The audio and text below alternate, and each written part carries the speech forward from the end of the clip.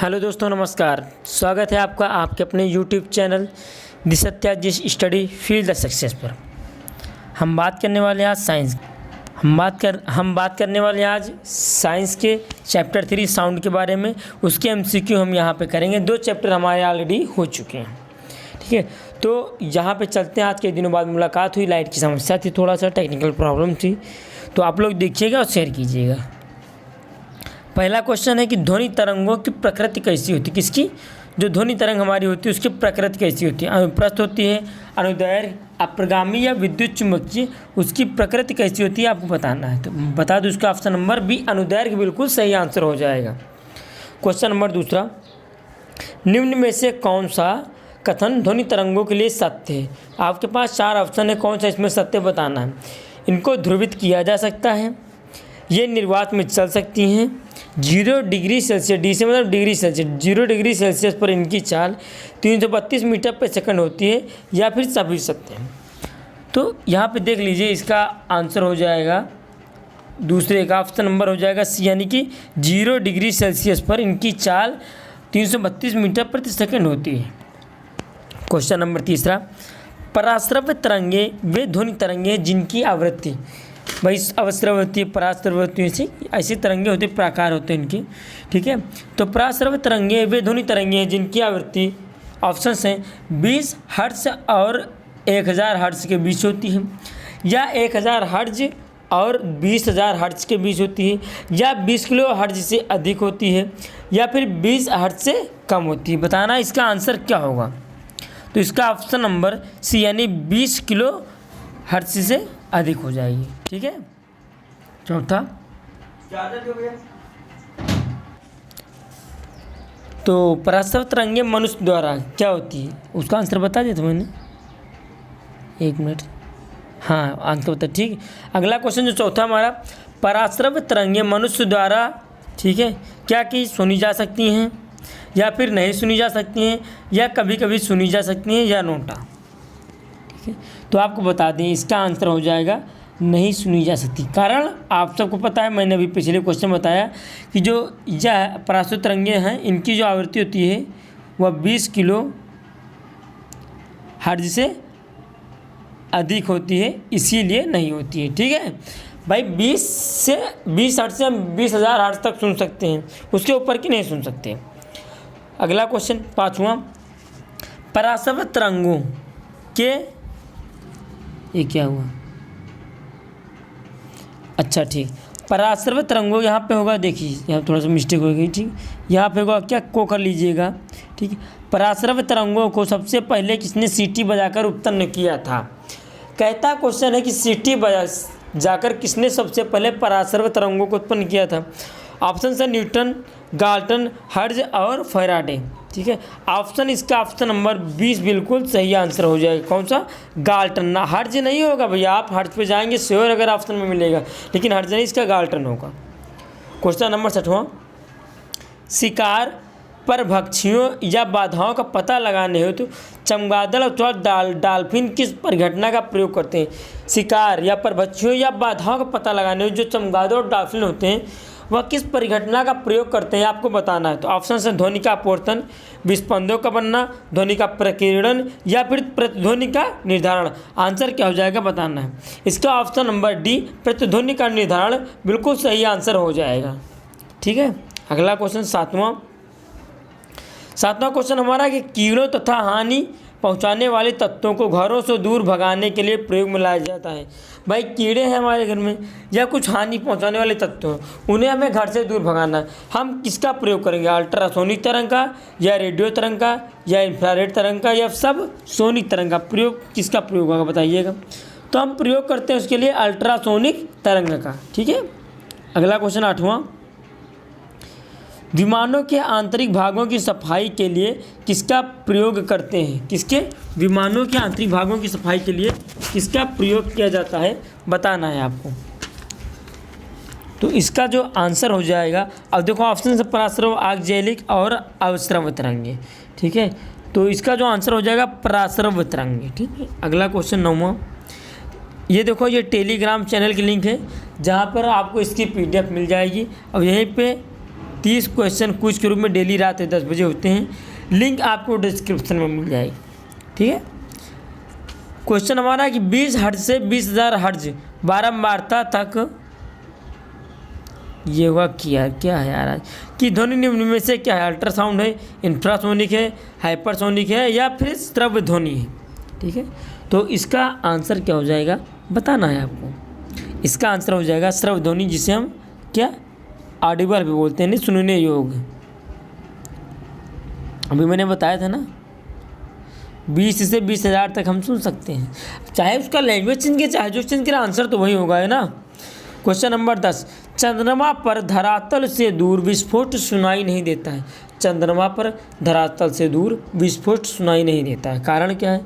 वायुमंडल की अनुपस्थिति का कारण है या चंद्रमा का गुरुत्वाकर्षण कम होना है। ऑप्शन नंबर सी है ध्वनि तरंगों की तीव्रता कम होने के कारण। डी NOTA यानी कि नोटा। आंसर क्या हो जाएगा इसको बताना है आंसर आपका, ठीक है। तो मैं इसका आंसर बता देता हूँ, वायुमंडल की अनुपस्थिति के कारण ऐसी चीज़ें होती हैं। 11वां क्वेश्चन, चमगादड़ अंधेरे में उड़ सकती है क्यों या उड़ सकते हैं क्यों? चमगादड़ आप लोगों ने सुना होगा ना, ऑप्शंस आते हैं कई बार। ये रीजनिंग में क्वेश्चन मिला है कि 4 ऑप्शन दे देता उसमें, और कई लोग दे देता कौवा, बतख, ठीक, तोता इत्यादि। चमगादड़ भी दे दे, चमगादड़ को अलग वहाँ पे मतलब वो चुनना रहता है ना कि अलग कौन सा इनमें से, ठीक है। तो उसमें चमगादड़ कई बार ऐसे आंसर क्वेश्चंस मिले हैं हमें, ठीक है।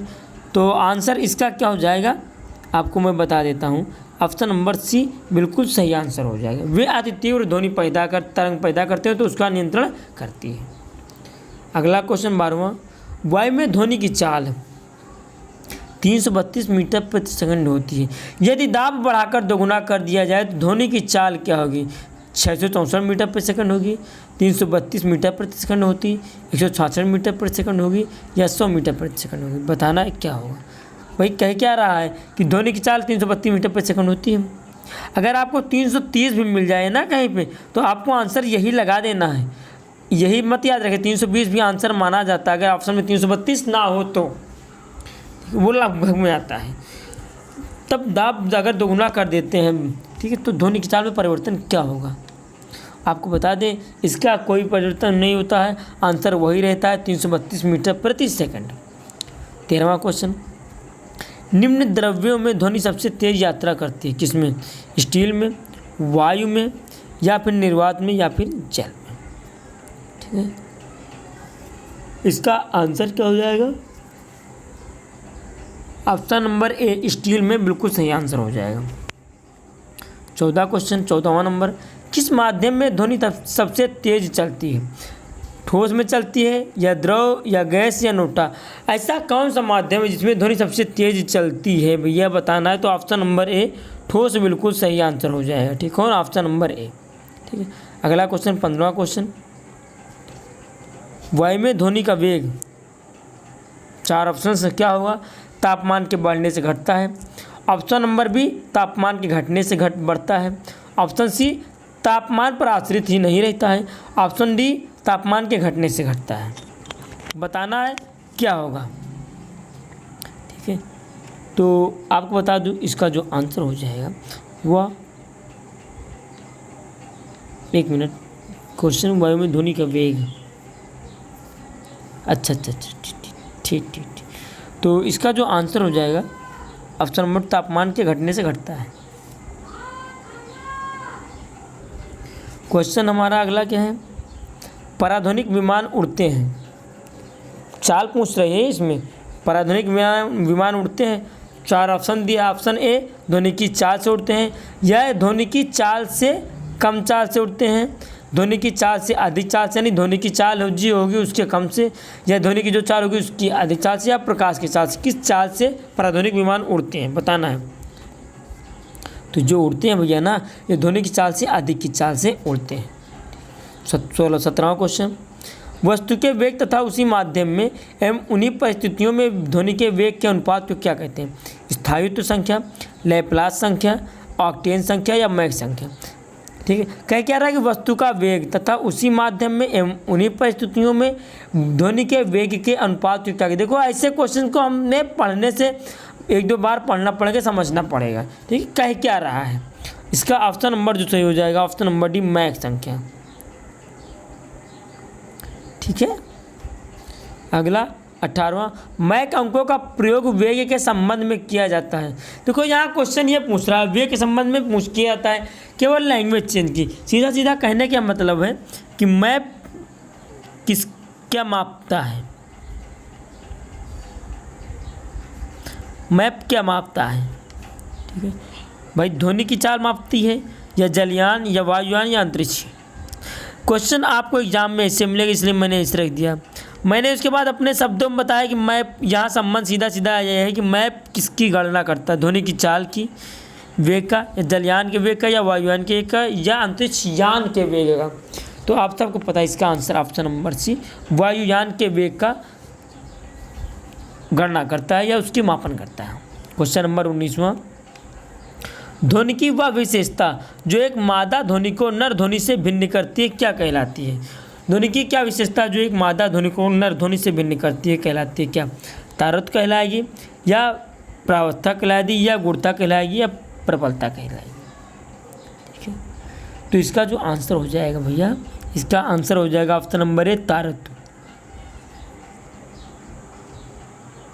ठीक है, यहाँ पे कुछ देखो एक चीज क्वेश्चन में बता दूं कि ये क्वेश्चन में पूछा था ग्रेव यानी मोटी या पतली, ध्वनि के किस लक्षण के कारण ध्वनि मोटी या पतली होती है, तो उसका भी आंसर यही होगा, तारत्व। ठीक है, आज का अंतिम क्वेश्चन।